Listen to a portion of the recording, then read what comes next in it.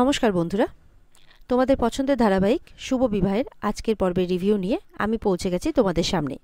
Bangla serial সমাচারে তোমাদের সবাইকে স্বাগত জানিয়ে আজকের পর্বের রিভিউ আমি শুরু করছি। সুধা তো বলছে আমি রুক্মিণী, তেজ বলছে এটা হতেই পারে না, বলে হ্যাঁ আমি সত্যি রুক্মিণী। পাশ থেকে ঝিনুক সমুদ্রও দেখছে, ওদিকে প্রীতমও দেখছে। প্রীতম তখন আসে, রুক্মিণী চলুন আমাদের যেতে হবে, সৌমির শুভ দৃষ্টি শুরু হয়ে যাবে। তখন প্রীতমের হাত ধরে বলছে ইচ্ছে করে তেজের সামনে দেখিয়ে যে হ্যাঁ চলুন, এমনভাবে বলছে যেন প্রীতমের সাথে তার কোনো সম্পর্ক আছে। তখন তো যাচ্ছে, তেজ দেখে একটু অবাক হয়, তরিকে বলছে চলো তরিমা। তরি বলছে তুমি আগে বলো তুমি হিরো আঙ্কেলকে চেনো নাকি? বলে না মা আমি চিনি না। বলে তাহলে ফটোতে, বলে এখন ওসব কথা থাক মা, চলো, এই বলে নিয়ে চলে যায়। আর তেজ সে তো কিছুতেই বিশ্বাস করছে না। তখন ইশিকা বলছে যে এটা সত্যি উনি রুক্মিণী, উনি আপনার সুধা নন। ওই যে দেখলেন প্রীতম সিংহ রায় ওনার বিজনেস পার্টনার, উনিও একজন ইভেন্ট ম্যানেজমেন্টের কোম্পানি চালান। তো বলছে না না এটা হতে পারে না। বলে হ্যাঁ এটাই সত্যি, ওনারা দুজনেই বিজনেস পার্টনার, মুম্বাই থেকে এসেছেন, মুম্বাইতেই থাকেন। এরপরে তেজ তো আবার যাচ্ছে, ঝিনুক বলছে কোথায় যাচ্ছেন আপনি? উনি রুক্মিণী, সত্যি উনি আমার দিদি নন, কারণ আমার দিদি তো 5 বছর আগেই মারা গেছে, যেদিন ওর ভালোবাসার মানুষেরা ওকে বদনাম দিয়েছিল, ওকে অবিশ্বাস করেছিল, সেদিনই আমার দিদি মারা গেছে। বলছে আপনি একজন খুনি, আপনি আপনার পরিবার মিলে আমার দিদিকে খুন করেছেন। তেজ তো কানে হাত দিচ্ছে আর শুনতে পাচ্ছেন না এসব কথা। বলছে ওটা আমার দিদি হতেই পারে না। আশা করি আপনার সমস্ত কনফিউশন ক্লিয়ার হয়ে গেছে। হয়েছে ক্লিয়ার, এইভাবে বলছে রুক্মিণী তেজকে। এরপরে ঝিনুক চলে যায়, ঝিনুকের পেছন পেছন সমুদ্রও যায়। তখন এদিকে তেজ বলছে না না হতে পারে না, ওটা আমার সুধা, ওটা আমার সুধা। ওদিকে তো তেজ চিৎকার চেঁচামেচি করছে, মিডিয়া শুনেছে, বউগুলোও বলাবলি করছে। যখন সুধা সামনে দিয়ে যাচ্ছে, এই যে একে দেখে ওনার বউয়ের কথা মনে পড়েছে না ছাই, ওই যে দেখতে পাচ্ছেন ইশিকা, ওর কোম্পানির মডেল, শুনেছি নাকি ওদের বিয়ে হবে। সুধা এই কথাগুলো শুনতে পাই। এরপরে মিডিয়া থেকে প্রশ্ন করছে ইশিকাকে যে সত্যি কি আপনাদের বিয়ে ঠিক হয়েছে? তো পেছন থেকে সুধা শুনছে। তখন ইশিকা তো বলছে নো কমেন্টস, কিন্তু আমরা খুব ভালো ক্লোজ ফ্রেন্ডস। তো এই কথাটা শোনার পরেও কিন্তু তেজ হাতটা ছাড়িয়ে চলে যায়। ওদিকে সুধা মনে মনে বলছে ওই যে বউগুলো তাকে যে বলছিল গতদিন আগে যে নিশ্চয়ই তুমি যেই বরের হয়ে সাপোর্ট গাইছো, নিশ্চয়ই সে অন্য কাউকে জুটিয়ে নিয়েছে। সেই সব কথা সুধার মনে পড়ছে, আর মনে মনে বলছে তার মানে সত্যি এখন ওনার লাইফে অন্য কেউ এসে গেছে, আমার আর কোনো প্রয়োজন নেই তার। এবার সুধা যখন চলে যাচ্ছে, তখন তেজ হাত ধরে একদম কাছে টেনে বলছে তুমি রুক্মিণী হতেই পারো না, তুমি আমার সুধা। এটা অনেক বছর আগেই আমার করা উচিত ছিল, আমি আমার সুধার ছোঁয়া চিনি, তুমি আমার সুধা, তাই এই হাত আমি ছাড়বো না। সুধা এদিক ওদিক দেখছে। সুধা বলছে আমার হাত ছাড়ুন। বলে না আমি ছাড়বো না, কিছুতেই ছাড়বো না। তেজ আরও তত করে সুধাকে কাছে টানছে আর বলছে সেই একই একই মুখ, একই কথা, একই সব কিছু। বলছে তুমি যতই না বলো আমি তোমাকে বিশ্বাস করি না। সুধা বলছে আপনার বিশ্বাস অবিশ্বাসে কোনো কিছু এসে যায় না। সুধাও চিৎকার করে বলছে আমি আপনার সুধা নই। তেজ বলছে মিথ্যে বলছো তুমি। বলে আমি মিথ্যে বলছি না, আমি আপনাকে চিনি না, আমি আপনাকে কখনো দেখিনি, ছাড়ুন। এই বলে হাত ছাড়িয়ে চলে যাচ্ছে। তেজ তত করে হাত ধরে টানছে কাছে। বলছে তোমাকে আমার থেকে ভালো কেউ চেনে না সুধা। বলছে আপনি ভুল ভাবছেন। তেজ বলছে এতদিন ভুল ভেবেছি, আর আজকে ভাবছি না। সুধা বলছে ছাড়ুন আমাকে, ছাড়ুন, দূরে সরুন। বলে ছিলাম তো দূরে সুধা, এত বছর তো দূরে ছিলাম, আর না প্লিজ। বলে এবার সুধা তেজ এক হবে, সুধা তেজের মধ্যে কোনো দূরত্ব থাকবে না সুধা। সুধা আবার চিৎকার করে বলছে আমি সুধা নই। তখন তেজ আবারও কাছে গিয়ে বলছে কেন মিথ্যে বলছো সুধা, কেন মিথ্যে বলছো? বলছে আমার দিকে চোখ তুলে তাকিয়ে বলো তুমি সুধা নও। সুধা বলছে যে কতবার বলবো, বলছি তো আমি সুধা নই। সুধা যতবার ওঠার চেষ্টা করছে ততবার সুধাকে বসিয়ে দিচ্ছে। আমাকে যেতে দিন। বলে দেখছি তুমি কতক্ষণ মিথ্যে কথা বলতে পারো। সুধা বলছে ছাড়ুন আমাকে, সৌমির বিয়েতে যেতে হবে। তেজ বলছে না না না, সুধার ফ্যাশন ছিল, সুধা ম্যারেজ ব্যুরো। কি অদ্ভুত মিল, এই রুক্মিণীও নাকি ওয়েডিং প্ল্যানার। বলছে চারিদিকে সুধার ডেকোরেশনের ছোঁয়া, একই রুচি, একই ধাঁচ, একই পছন্দ।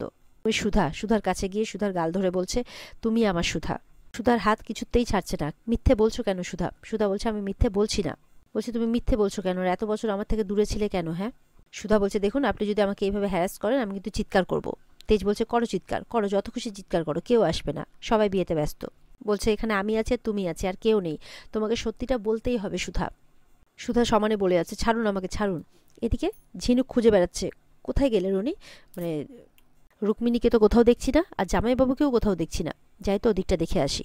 আর ওদিকে সমুদ্র কি করেছে, যেই ঘরে ওরা কথা বলছিল সেই ঘরের দরজাটা বাইরে থেকে লাগিয়ে দিয়েছে।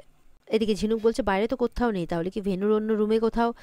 তখন যাচ্ছে। সমুদ্র বলছে না না না, ওদিকে যেও না। বলে কেন, আপনি আমাকে আটকানোর কে? আমি যেতেই পারি যেখানে খুশি। বলে না না ওখানে যাবে না প্লিজ, ওখানে দাদার বৌদি আছে। বলে কি, তাহলে তো আমাকে যেতেই হবে। বলে না, কেন যেতে হবে তোমাকে? সমুদ্র বলছে, ঝিনুক, দাদাভাই যা করতে চাই তাকে করতে দাও। বলে, তোমার দাদাভাই যে আগে যেই মানুষ ছিল আর এখন যেই মানুষ সম্পূর্ণ আলাদা। ঝিনুক বলছে, তোমার মাথাটা খারাপ হয়ে গেছে। সমুদ্র বলছে, তুমি বোধহয় ভুলে যাচ্ছ, দাদাভাই বৌদি একই সঙ্গে থাকতো, একই ঘরে। বলছে, আমি তোমার দাদাকে একদম বিশ্বাস করি না, সে এখন পুরো মাতাল। সে না জানি আমার দিদির সাথে কি করে বসবে। যেহেতু দিদি বলে বসছে, এবার পাল্টে দিচ্ছে, মানে রুক্মিণীর সাথে। সমুদ্র বলছে, তার মানে তুমিও বিশ্বাস করো যে ওই তোমার দিদি? বলে, আমি জানি না, আমি শুধু এইটুকু জানি উনি রুক্মিণী, উনি মুম্বাই থেকে এসেছেন, প্রীতম সিংহ রায় ওনার মানে বিজনেস পার্টনার। এরপরে সমুদ্র ঝিনুককে কোলে করে তুলে নিয়ে চলে যায়, যে কিছুতেই ঘরে যেতে দেবে না। এদিকে তেজ সুধার আরও কাছাকাছি যাওয়ার চেষ্টা করছে। সুধা বলছে, কি করছেন কি আপনি? বলছে, আমি আমার সুধাকে আমি আমার মতো করে পেতে চাই। বলছে, 5 বছর হয়ে গেছে সুধা, আমরা দূরে আছি, আর না। সুধা বলছে, ছাড়ুন আমাকে। সুধা যতবার চলে যাওয়ার চেষ্টা করছে ততবার মানে তেজ ওকে জড়িয়ে ধরছে। বলছে, ছাড়বো না সুধা, আমি তোমাকে কিছুতেই ছাড়বো না। সুধাকে জড়িয়ে রেখেছে। তারপর বলছে, এটা এটা তুমি কোন পারফিউম ইউজ করেছো? তুমি তো এই পারফিউম ইউজ করতে না। সুধা বলছে, হ্যাভ ইউ লস্ট ইট? ছাড়ুন আমাকে। তেজকে ঠেলে দূরে সরিয়ে দেয়, বলে, আপনি আমার থেকে দূরে যান। তেজ বলছে, আপনি করে কথা বলছো? আমার সুধা তো আমাকে আপনি করে কথা বলতো না। সুধা বলছে, আমি সুধা নই। তেজ বলছে, তুমি আমার সুধা। বলে, আপনি নেশার ঘরে ঠিক ভুলের জ্ঞান হারিয়েছেন। তেজ বলছে, আমি যতই নেশা করি না কেন নিজের বউকে মানে চিনতে আমি ভুল করতে পারি না। সুধা বলছে, আপনি আমাকে ছাড়ুন, আপনি আমাকে এইভাবে টাচ করতে পারেন না। তেজ বলছে, আমি ছাড়া আমার বউকে কেউ টাচ করতে পারবে না। বলছে, আমার অধিকার আছে তোমার উপর, আমি যা ইচ্ছে তাই করতে পারি। সুধা বলছে, না, নেই। বলছে, কোনো অধিকার নেই, আমাকে ছাড়ুন। তেজ বলছে, আমি জানি তোমার ভালো লাগছে সুধা। সুধা বলছে, না, ভালো লাগছে না। বলে, কেন মিথ্যে বলছো? তোমার এতটাই ভালো লাগছে যে তুমি সেটা সহ্য করতে পারছো না, তাই তুমি আমার চোখে চোখ রেখে কথা বলতে পারছো না। বলছে, আমি রুক্মিণী, রুক্মিণী সেনগুপ্ত। বলে, ও তাই? তাহলে রুক্মিণী ম্যাডাম, আপনার জন্মস্থান কোথায়? আপনার বলুন, বাড়ি কোথায়? বাড়িতে কে কে আছে? আপনার বাবার নাম কি? রুক্মিণী চুপ করে থাকে। বলে, বলুন, এখন চুপ করে গেলেন কেন? সুধা বলছে, আছে প্রশ্নের উত্তর। বলে, আছে, ঠিক আছে, বলুন। বলছে, বলুন তো, বাড়ি কোথায় আপনার? সুধা বলছে, আমি লন্ডনে বড় হয়েছি। তখন বলছে, ও আচ্ছা আচ্ছা, তো লন্ডনের কোথায় শুনি? তেজ একের পর এক প্রশ্ন করছে। সুধা বলছে, ও চুপ করুন আপনি এবার। বলে, এই তো প্রশ্নের উত্তর নেই। বলছে, এখানেই তো প্রমাণ হয়ে গেল তুমি মিথ্যে বলছো। সুধা বলছে, কিচ্ছু প্রমাণ হয়নি। তেজ বলছে, তাহলে সত্যিটা বলছো না কেন? বলে, আমি সত্যিই বলছি। এরপরে তেজকে দূরে সরিয়ে দরজার কাছে চলে যায়, গিয়ে দেখছে দরজাটা বাইরে থেকে বন্ধ। ভেতর থেকে বলছে, খুলুন খুলুন। তখন তেজ বলছে, কেউ আসবে না সুধা, দিয়ে সুধাকে আবারও নিয়ে যায় নিজের কাছে। তো আবারও দূরে ঠেলে দেয়। তখন তেজ বলছে, সেই একই জেদ, একই তেজ চোখে, এই তো আমার বীরাঙ্গনা সুধা। এই বলে তেজকে নিজের কোলে বসায়। বলে, দেখি, এই তো হাসলে গালে টোপ পড়ছে, হাসো তো হাসো তো।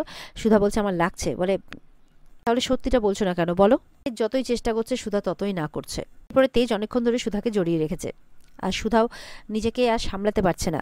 সুধা মানে এটা স্বীকারও করতে পারছে না যে সে সুধা, আর কারণ তার যে অভিমান, কারণ সেই যে ভিডিও কলিং সেটা বারবার করে তার মনে পড়ছে, সেই জন্য সে নিজের পরিচয়টাও দিচ্ছে না, কারণ সে অভিমান করে আছে তেজের উপরে। আর এত তাড়াতাড়ি সেটা ভাঙার নয়, কারণ সে এই অভিমানের জন্যই আর নিজের আত্মসম্মান বাঁচাতে সে 5-5টা বছর আলাদা থেকেছে সবার থেকে। ওদিকে ঝিনুককে আরেক জায়গায় নিয়ে গেছে। ঝিনুক বলছে, কি করছো তুমি? ছাড়ো আমাকে।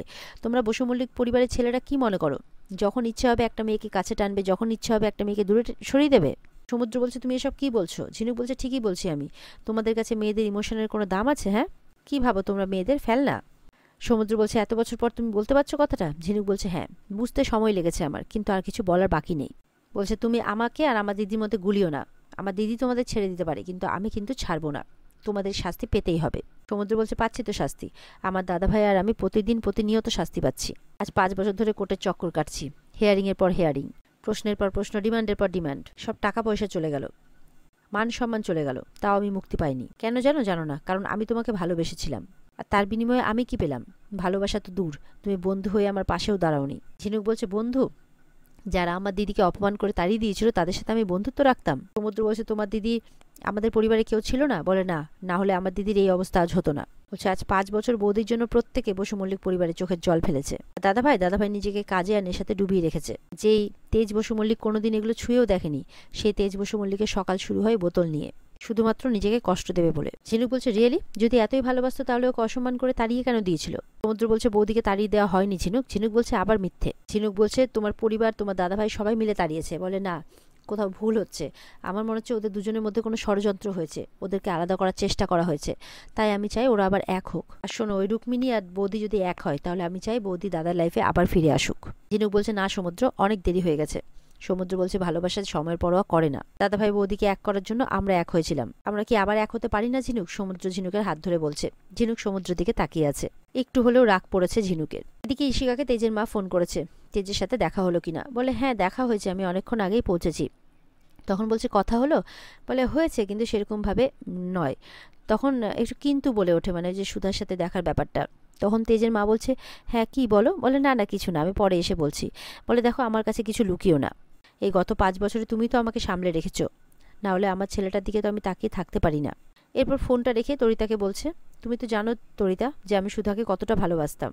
সুধাকে হারিয়ে আমার তেজটা কেমন হয়ে গেছে, সত্যি আমি ওর দিকে তাকাতে পারি না, আমার খুব কষ্ট হয়। বলছে দেখো আমি জানি যে ঈশিকা খুব ভালো মেয়ে, তরিতা বলছে, কিন্তু এই কথাটা তোমাকে আমি আগেও বলেছি, দাদাভাইয়ের মন জুড়ে শুধুমাত্র দিদিভাই আছে, তাই দিদিভাইকে দাদাভাইয়ের মন থেকে সরিয়ে জায়গা করাটা অতটা সহজ হবে না। তরিতা বলছে দাদাভাই তো বলেছে দিদিভাইকে দেখেছে, ঠিক ফেরত নিয়ে আসবে। তখন তেজের মা বলছে তুমি বুঝতে পারছো না, তেজ একটা মরিচিকার পেছনে ছুটে বেড়াচ্ছে। মানে তেজের কথায় বিশ্বাস হচ্ছে না তেজের মায়ের। বলছে সুধা আর নেই, আর কখনো ফেরত আসবে না। তরিতা বলছে আর গজানন যদি কোনো মিরাক্কেল করে, দিদিভাই যদি সত্যি কখনো ফিরে আসে। আর ওদিকে তেজকে মানে সুধা বলছে কি করছেন, এরকম মেয়ের সাথে এরকম করতে আপনার লজ্জা করছে না? তেজ বলছে না, আমি আমার ওয়াইফকে টাচ করছি, লজ্জা কিসের? বলছে সুধা কতদিন পর আমি তোমাকে ছুলাম, কতদিন পর আমি তোমার কাছে এসেছি সুধা। সুধা তত করে তেজের হাতটা সরিয়ে দিচ্ছে। বলছে বিশ্বাস করো তোমার থেকে দূরে থাকাটা আমাকে বুঝিয়েছে আমি সুধাময়ীকে ছাড়া কিচ্ছু না, একটা কমপ্লিট জিরো। সুধা তখন তেজের দিকে তাকাচ্ছে। আমি আগে এরকম ছিলাম না জানো, আমি তো ভালোবাসা শব্দটাকে বিশ্বাস করতাম না। যে তুমি তো আমাকে ভালোবাসায় বিশ্বাস করতে শিখিয়েছো। বলছে তোমার থেকে দূরে ছিলাম তো, আমি জানি তোমার থেকে দূরে থাকাটা আমি সহ্য করতে পারবো না, কিছুতেই পারবো না। এই বলে আবার সুধাকে জড়িয়ে ধরছে। সুধার কিন্তু চোখে জল। সুধা মনে মনে বলছে তেজ তুমি এটা কি করছো? এইভাবে আমার কাছে এসে আমাকে দুর্বল করো না তেজ। যাকে এতটা ঘেন্না করো, যার মুখ তুমি কোনোদিনও দেখতে চাও না, আজ কেন তাকে আবার ফিরে পেতে চাইছো তুমি? এই বলে আবার ঝিটকা দিয়ে সরিয়ে দেয় তেজকে। পরে আবার সুধার হাত ধরে তেজ বলছে শোনো শোনো সুধা, তেজ বসু মল্লিক না এই গত 5 বছরে শুধুমাত্র তোমাকে ছাড়া কোনো মেয়ের দিকে তাকায়নি, কোনো মেয়েকে ছোঁয়ওনি। কারণ আমার সব থেকে বড় নেশা, সব থেকে বড় ভালোবাসা তুমি। প্লিজ বলো না, শেষবার জিজ্ঞাসা করছি, বলো না তুমি আমার সুধা তো? বলছে না আমি রুক্মিণী। আপনি আমার উপরে যতই প্রেশার ক্রিয়েট করুন না কেন, তাতে সত্যিটা বদলে যাবে না। তেজ বলছে সত্যি তো আমি ঠিক বার করবো, আমার কাছে সব রাস্তা আছে সুধা। সুধা বলছে কি করবেন আপনি, কি করবেন? তেজ বলছে সুধার পিঠের মাঝখানে একটা তিল আছে, আপনি যদি রুক্মিণী হন তাহলে আপনার পিঠের মাঝখানে তো তিল থাকার কথা নয়, তাই না? সুধা এবার মনে মনে বলছে তেজের তো দেখছি সব মনে আছে, এবার আমি কি করি? আর এখানে আজকের পর্ব শেষ হয়ে যায়। তো বন্ধুরা এই ছিল আজকের পর্বের রিভিউ। ভালো লেগে থাকলে পর্বকে লাইক কমেন্ট করে জানাতে ভুলবে না, আর আমাদের সাথে জুড়তে আমাদের চ্যানেলকে সাবস্ক্রাইব করতেও ভুলবে না। দেখা হচ্ছে তোমাদের সাথে আগামীকালকে। সবাই ভালো থাকবে, টাটা।